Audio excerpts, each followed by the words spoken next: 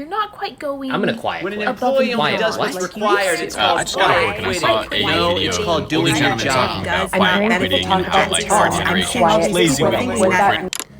Videos with the hashtag quiet quitting have racked up more than 150 million views on social media app TikTok. The phrase gained momentum after a TikTok video was posted on the subject by a software engineer in New York. I recently learned about this term called quiet quitting, where you're not outright quitting your job, but you're quitting the idea of going above and beyond. But this isn't just an American phenomenon.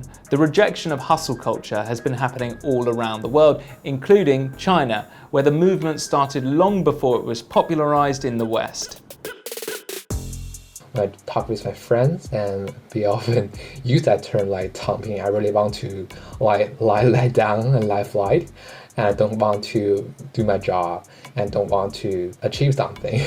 It's more like people's attitudes towards their life. This is Dian Gu. He works as a content specialist for an internet company in China. Bailan is more like the definition of quiet quitting. People don't want to commit more to their jobs and they just do what the company required. So this kind of phrase is really commonly used by me, by my friends, by the younger people in China. The internet in China has been awash with the phrases tang, which means lying flat, and more recently, bailan, which means let it rot. This has coincided with many young people in China becoming increasingly frustrated with both their personal and professional lives.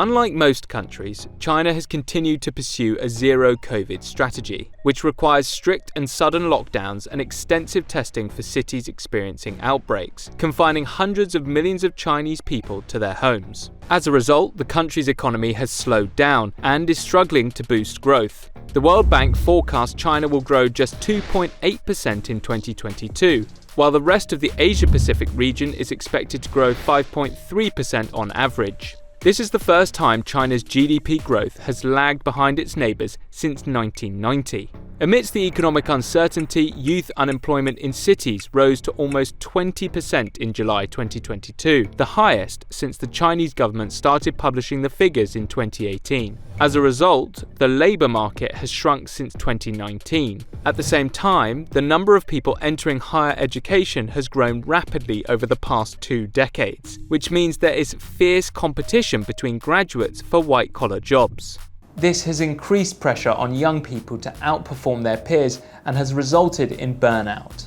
Naturally people are going to rebel against something that really undermines their physical, moral and spiritual well-being. Dr. Maria Kordovich is an associate professor in organisational behaviour at the University of Nottingham. I'd argue this isn't a new trend, it is new terminology, and it has really captured the imagination of the media, of the workplace. So this isn't the first time that we are seeing almost a mass ideology take shape around our relationship with work. So the lying flat movement, for instance, in China, we could see as a real reflection of that counterculture, and particularly young people in this case, is my understanding, saying, well, enough is enough. This is not the sort of workplace that we want to enter into and things need to change. Burnout is also at an all-time high in the US, according to a report released by the American Psychological Association. 44% of American workers reported physical fatigue, a 38% increase since 2019. It's also seen as a contributing factor for the Great Resignation, an economic phenomena which saw a record number of resignations with young workers toward the end of the COVID-19 pandemic. The world's other major economies have also seen growing discussion around the drawbacks and even dangers of long, unrelenting hours. Japan has a famously hard-working culture, a problem the country has grappled with for decades. Karoshi, a Japanese term meaning death by overwork, is, according to the Japanese government, responsible for 200 deaths a year, but activists say the figure is closer to 10,000. As campaigners raised awareness of karoshi, the late Prime Minister Shinzo Abe presented the Work-Style Reform Bill in 2018, which meant employees were obligated to take holidays, a response to the 50% take-up of paid leave. A karoshi hotline was even created to support people who were suffering from excessive stress. Its effectiveness, however, is debatable, with critics saying company violations are difficult to track and even more difficult to penalise. Still, while Japan may be going some way to address the impacts of its hard-working culture, Chinese President Xi Jinping called for the country's youth to find great ideals and for their goals to be a part of the bigger picture of the Chinese nation and people. The quiet quitting trend has been a far less disruptive force in Europe, where working cultures are different. A 2022 report by Gallup on the state of the global workplace shows that employees in Europe are the least engaged when compared to the rest of the world's regions. But the region still ranks highly when it comes to life evaluation, with 47% of respondents saying they were thriving. In the same report, East Asia, which includes China and Japan, had the highest regional percentage of daily stress. Do you think that these various different movements are all coming from the same place? It's a post-pandemic hangover and people are reassessing their work-life balance, or are they unique to the countries that they are happening in? And there absolutely is a difference in working cultures. I think to use the word hangover is perhaps a little bit glib in that, this pandemic, it was an unprecedented global event. The psychological impact on individuals, on groups, on organisations, on societies has been huge. And I think that's something that we've universally shared across the world.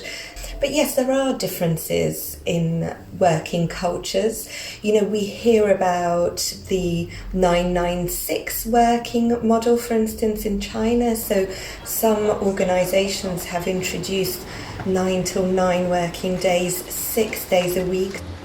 You've lived in the UK and China. Is the working culture different in the two countries, do you think? In the UK, people are more like work-life balanced. And the work hour in the UK, I think, is much shorter. But in China, I think the work hour is much more longer. And also, I think it's more demanding. People really work for 60 or 70 hours per week. China's youth are also shouldering much bigger expectations than previous generations. China began to open and reform its economy in 1978, and since then has seen its gross domestic product, or GDP, grow to become the second largest in the world. This has led to significant improvements in citizens' access to health and education, and more than 800 million people have been lifted out of poverty. But those days of rapid growth are seemingly over. Do you think there are unrealistic expectations on young people from the older generation, your parents' generation? For the last 40 years, China's economy is like rocketing. So I think for either for me or for my parents, and they're expecting their lives to get better. And also their children, they can get better education and get better jobs.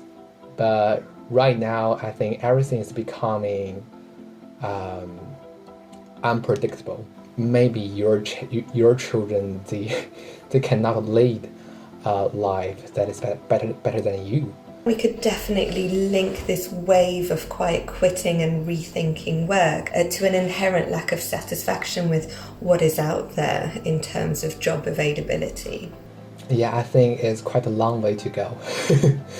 Mainly because China has still a very large population.